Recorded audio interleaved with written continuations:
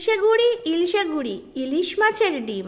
আজকে বন্ধুরা আমি আমারই একটা ভীষণ ফেভারিট রান্না নিয়ে তোমাদের সামনে চলে এসেছি। তোমরা বুঝতেই পারছো নামটা শুনে আমি আজকে কি রান্না করতে চলেছি। তো চলো দেখে নাও এই রান্নাটা করার জন্য কি লাগছে। এর জন্য আমি এখানে ব্যবহার করছি অবশ্যই মাছের ডিম, মানে ইলিশ মাছের ডিম। আর এর জন্য আমি এখানে নিয়ে নিচ্ছি সর্ষে বাটা।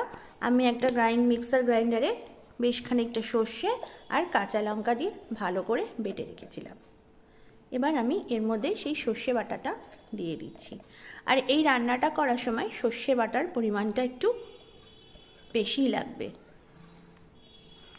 আমি এর মধ্যে দিয়ে দিচ্ছি নুন আর হলুদ দিয়ে এখন আমি ডিমটাকে ভালো করে মেখে নেব।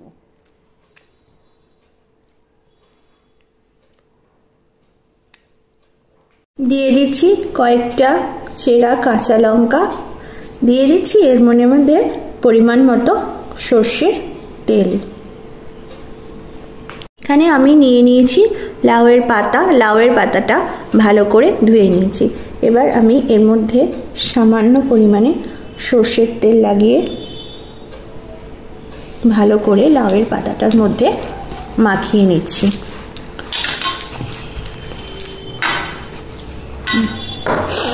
আমি এখানে গ্যাসের ওভেনে একটা চাটু বসিয়ে দিয়েছি।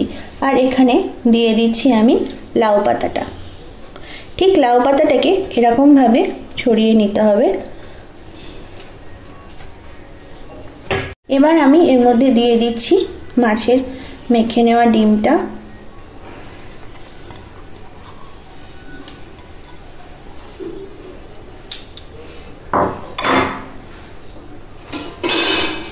এটাকে এরকমভাবে বেশ কিছুক্ষণ রেখে দেব।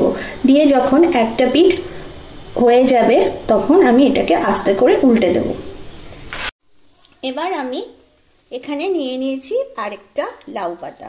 এবার এই লাউ পাতাটার মধ্যেও আমি একই রকমভাবে ধুয়ে পরিষ্কার করে সর্ষের তেল মাখিয়ে নিয়েছি। এবার আমি এটাকে এর উপর দিয়ে আস্তে করে ঢাকা দিয়ে দেব। এবার আমি এখানে দিয়ে দিচ্ছি একটা ঢাকনা। ব্যাস, এবার এটাকে এখন আমি ঢাকা দিয়ে রেখে দেব আর রান্নাটাকে হতে দেব। বন্ধুরা এখানে আমাদের এক পিঠ হয়ে গেছে। এবার আমি এটাকে আস্তে করে উল্টে দিলাম আরেকটি। আমাদের দেখতে পাচ্ছ তোমরা এদিকটা কি সুন্দর ভাজা ভাজা হয়ে গেছে। এবার আমি এটাকে উল্টে দিলাম আর আরেকটা পিঠ হতে দেব। তাহলেই আমাদের আজকের রান্না একদম কমপ্লিট।